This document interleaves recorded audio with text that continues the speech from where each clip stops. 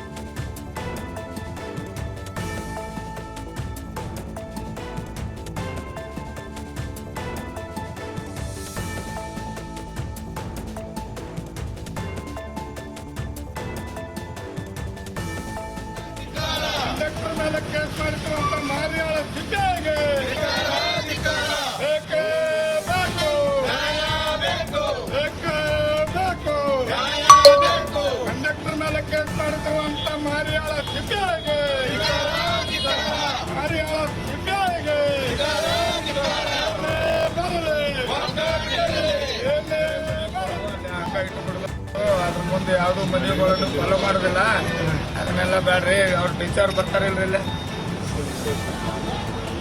ಅವ್ರನ್ನ ತರ್ತಾರಲ್ಲ, ಮತ್ತು ಬಸ್ ಚಾಲು ಮಾಡ್ತಕ್ಕಂಥ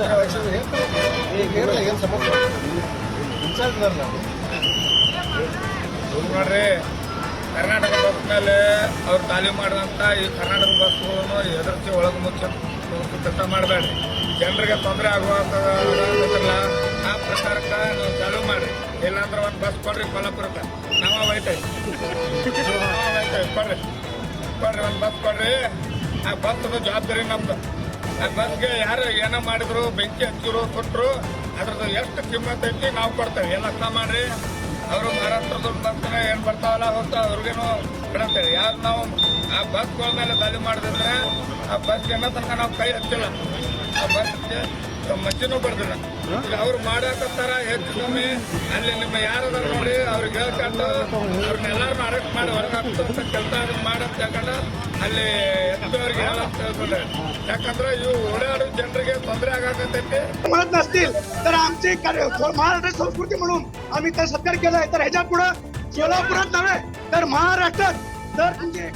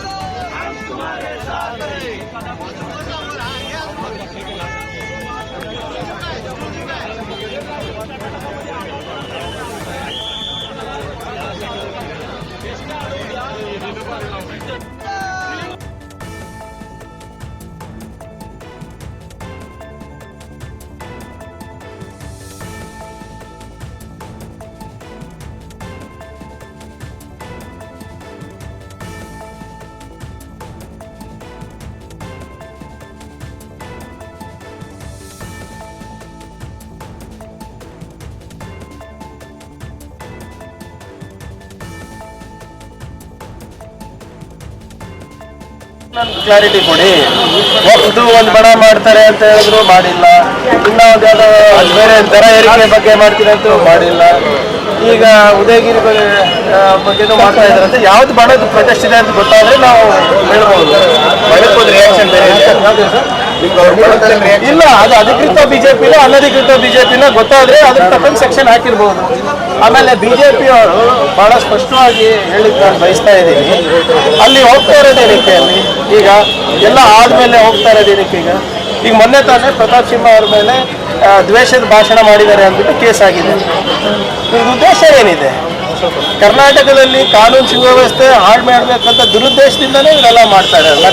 ಕಾನೂನು ಪಾಲನೆ ಮಾಡಕ್ಕೇನಿದೆ ಅವರಿಗೆ? ಸೆಕ್ಷನ್ 144 ಇದೆ ಅಂದ್ರೆ ಪಬ್ಲಿಕ್ ಅವೇರ್ನೆಸ್ಗೋಸ್ಕರ ಪಬ್ಲಿಕ್ ಅವೇರ್ನೆಸ್ ಮಾಡಿದ ಯಾವ್ದು ಪಬ್ಲಿಕ್ ಅವೇರ್ನೆಸ್ ನಿಜವಾಗ್ಲೂ ಬಿಜೆಪಿ ಏನಾದ್ರು ಮಾಡ್ಬೇಕಂದ್ರೆ ಕೇಂದ್ರ ಸರ್ಕಾರ ಏನ್ ಕನ್ನಡಿಗರಿಗೆ ಅನ್ಯಾಯ ಮಾಡ್ತಾ ಇದ್ರೆ ಅದ್ರ ಬಗ್ಗೆ ಅವೇರ್ನೆಸ್ ಮಾಡಿ. ಹೋಗಿ ಕೇಂದ್ರ ಸರ್ಕಾರದಲ್ಲಿ ಮಹಾರಾಷ್ಟ್ರ ಸರ್ಕಾರ ಏನ್ ಕನ್ನಡಿಗರ ಮೇಲೆ ದೌರ್ಜನ್ಯ ಮಾಡ್ತಾ ಇದ್ರೆ ಅದ್ರ ಬಗ್ಗೆ ಅವೇರ್ನೆಸ್ ಮಾಡಿ. ಇದ್ರ ಬಗ್ಗೆ ಅವೇರ್ನೆಸ್ ಏನು ಅವಶ್ಯಕತೆ ಇಲ್ಲ. ಎಸ್ಕಾಂನವರು ನೋಟಿಸ್ ಜಾರಿ ಮಾಡಿದ್ದಾರೆ, ಒಂದ್ ವೇಳೆ ಗೃಹಜ್ಯೋತಿ ಹಣ ಏನಾದ್ರು ಸರ್ಕಾರ ಕಟ್ಟಿಲ್ಲ ಅಂದ್ರೆ ಜನ ಕಟ್ಟಬೇಕು ಅಂತ ಹೇಳಿ. ನೋಡಿ, ಅದು ಯಾವುದು ನನಗೆ ಗೊತ್ತಿಲ್ಲ, ಅದ್ರ ಬಗ್ಗೆ ಹೆಚ್ಚು ಮಾಹಿತಿ ಇಲ್ಲ. ESCOM is a corporation. ಏನು ಈ ಯೋಜನೆ ಇದೆ ಕಾರ್ಪೊರೇಷನ್ ಅನುಷ್ಠಾನ ಆಗುತ್ತೆ, ಸರ್ಕಾರ ಅದು ಪಾವತಿ ಮಾಡುತ್ತೆ. ಜನರು ಯಾಕೆ ಇಲ್ಲ, ಯಾರು ಅದು ಕೊಟ್ಟಿದ್ದಾರೆ ನಮ್ಗೆ ಸಂಪೂರ್ಣವಾದಂಥ ಮಾಹಿತಿ ಇಲ್ಲ ನನಗೆ. ಆದರೆ ಏನೇ ಇದ್ರು ಸರ್ಕಾರನೇ ಭರಿಸ್ಬೇಕು. ಇಟ್ಸ್ ಏನು guarantee by the government, not by the ESCOM. ಎಸ್ಕಾಂದವ್ರು ಯಾರೋ ಏನೋ ಮಾಡಿರ್ತಾರೆ ಅಂತ ಅದಕ್ಕೆಲ್ಲ ನಾವು ಗಮನ ಕೊಡೋದ ಅವಶ್ಯಕತೆ ಇಲ್ಲ. ಎಸ್ಕಾಮಿಂದ ಏನಾಗ್ತಾ ಇದೆ ಅದನ್ನ ಪಾವತಿ ಮಾಡೋದು ನಮ್ಮ ಜವಾಬ್ದಾರಿ ಆಗುತ್ತೆ. ವಿಜೇಂದ್ರ ಅವ್ರ ದಿವಾಳಿ ಆಗಿದೆ. ಫಸ್ಟ್ ಅವ್ರ ಏನು ದಿವಾಳಿತನ ಅವ್ರ ಪಾರ್ಟಿನಲ್ಲಿದೆ ಅದ್ರ ಬಗ್ಗೆ ಮಾತಾಡಲಿ. ಕೇಂದ್ರದಿಂದ ಆಗ್ತಾ ಇರುವಂಥ ಅನ್ಯಾಯ ಏನಿದೆ ನಮ್ಮ ರಾಜ್ಯಕ್ಕೆ ಅದ್ರ ಬಗ್ಗೆ ಮಾತಾಡಲಿ. ಸುಮ್ಮನೆ ಪಾಪರ್ ಸರ್ಕಾರ, ಆ ಸರ್ಕಾರ, ಈ ಸರ್ಕಾರ ಅಂತ ಹೇಳ್ತಾ ಇದಾರಲ್ಲ. ಇನ್ನೇನು ಮುಂದಿನ ಶನಿವಾರ ಬರಲಿ, ಅವರಿಗೂ ಆಹ್ವಾನ ಮಾಡ್ತೀನಿ. ಕಲ್ಯಾಣ ಕರ್ನಾಟಕ ವತಿಯಿಂದ, ಬೋರ್ಡ್ ವತಿಯಿಂದ 1000 ಕೋಟಿ ರೂಪಾಯಿದು ಕಲ್ಯಾಣ ಪಥ ಉದ್ಘಾಟನೆ ಆಗ್ತಾ ಇದೆ. ಇನ್ನು 1 ತಿಂಗಳಾದ ಮೇಲೆ ಪ್ರಗತಿ ಪದ 5000 ಕೋಟಿನಲ್ಲಿ ನಾವು ಅನುಷ್ಠಾನಕ್ಕೆ ತರ್ತಾ ಇದ್ದೀವಿ. ಬರಲಿ, ಅವರು ಬರಲಿ, ಅವ್ರ ಕಾನ್ಸ್ಟಿಟ್ಯೂನ್ಸಿಗೂ ಕೊಡ್ತಾ ಇದೀವಲ್ಲ ದುಡ್ಡು. ಪಾಪರ್ ಆಗಿದೆ ಸರ್ಕಾರ, ಏನು ಅಂಕಿಅಂಶಗಳು ತೋರಿಸ್ಲಿ ಸರ್. ಅವರು ಸಾಲ ಮಾಡಿ ತುಪ್ಪ ತಿಂದಿರೋ ಅವರು, ಅವರ ಏನೋ ಸಾಲದ ಬಡ್ಡಿ ಕಟ್ತಾ ಇರೋದು ನಾವು.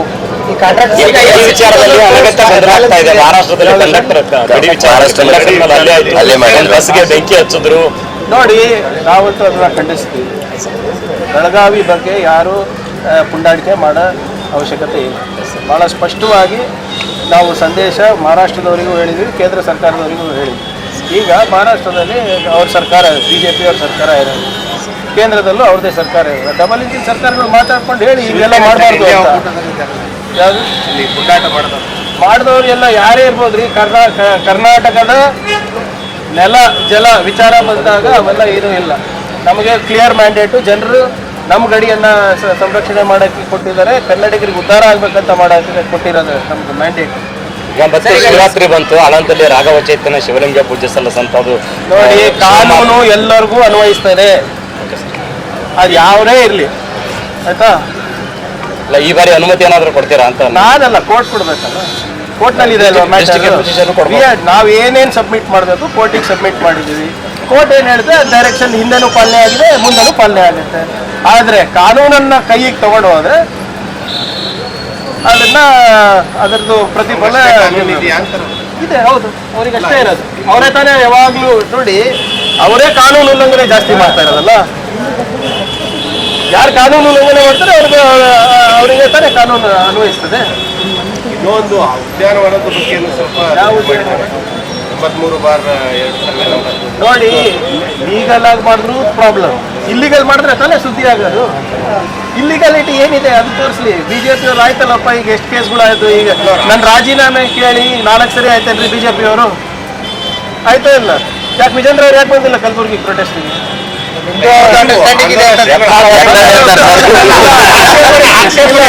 ನೀವು ನಂಬ್ತೀರಾ?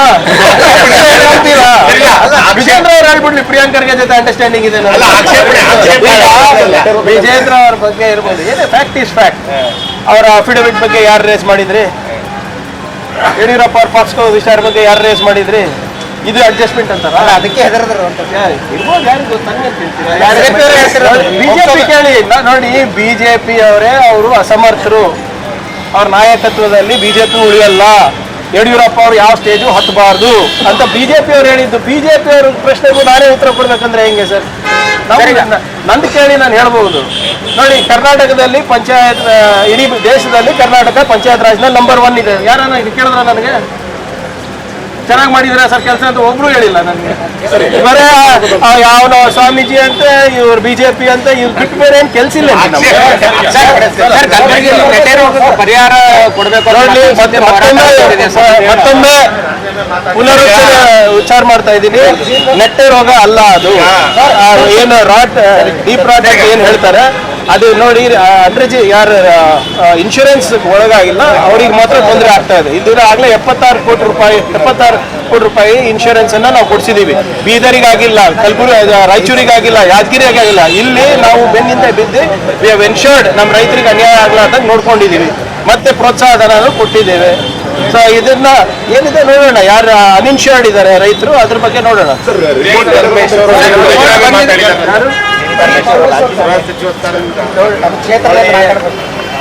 ಅವ್ರಿಗೆ ಯಾವ ಸಂದರ್ಭದಲ್ಲಿ ಮಾತಾಡಿದ್ರು ಅಂತ ನನಗೆ ಗೊತ್ತಿಲ್ಲ. ಏನೋ ಅವರೇ ಕಾರ್ಯಕರ್ತರ ಜೊತೆ ಇರ್ತೀನಿ ಅಂತ ಏನೋ ಹೇಳಿದಾರೆ ಅಂತ ಕೇಳ್ಪಟ್ಟಿದ್ದೀನಿ ಅಷ್ಟೇ, ಅದ್ರ ಬಗ್ಗೆ ಹೆಚ್ಚಿನ ಮಾಹಿತಿ ಇಲ್ಲ. ಕುಮಾರಸ್ವಾಮಿ ಅವರು ಕಾಂಗ್ರೆಸ್ ಸರ್ಕಾರ ಯಾರು ಮಾತಾಡೋಕೆ ಕೇಳ್ತಾ ಇದ್ದಾರೆ?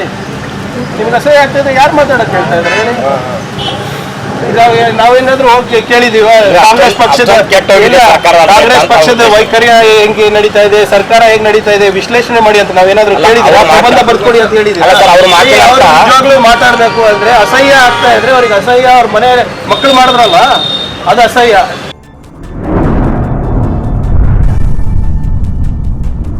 अतराफ टीवी, हर बात सच के साथ।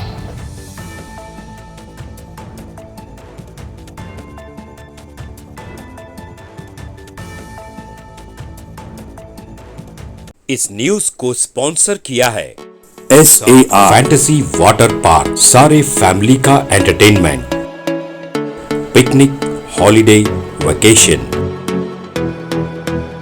सबके लिए बेहतरीन वाटर पार्क। आप भी आइए, सबको लाइए। SAR fantasy water park.